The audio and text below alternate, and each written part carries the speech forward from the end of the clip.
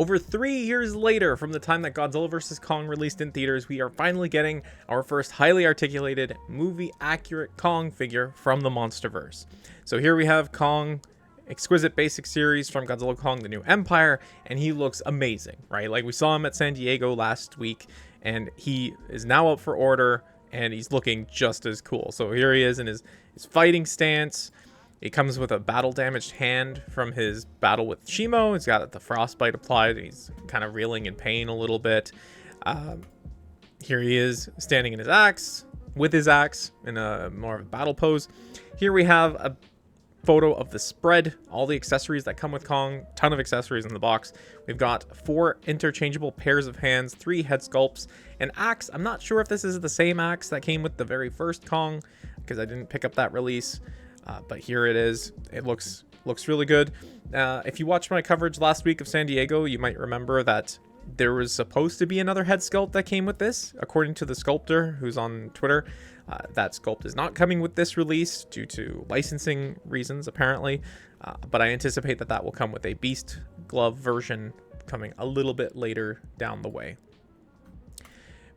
This thing looks amazing, right? Like, we finally have an accurate figure to Kong. Looks highly poseable. We're able to get him in his running on all fours with these fists and the articulation here. It's amazing. It just looks so good. I'm gonna run out of different ways to put it. I'm so stoked for this figure. Here is a dynamic running pose. I am so happy that we're finally getting something that looks like what we see on screen. So here we go, 51 USD, standard price point for these things. Q1 2025, which means that this thing must have been getting worked on in the background. They just weren't ready to show it off until recently, which makes me wonder, like, if they were waiting for CGI assets or what. It appears to have a lot of the articulation improvements that people have been asking for.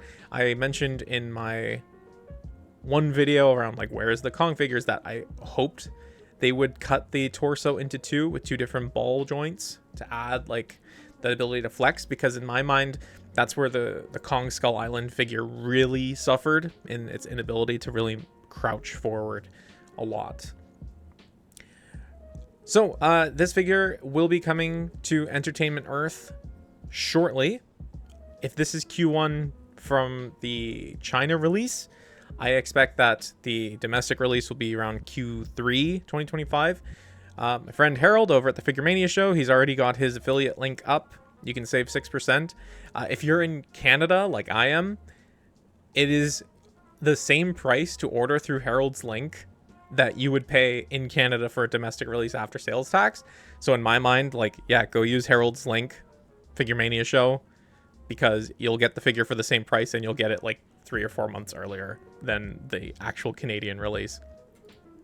But to me, this begs the question, are we going to see a Godzilla vs. Kong version with a slightly altered head? Because here for the New Empire, he's got a little bit more of a beard.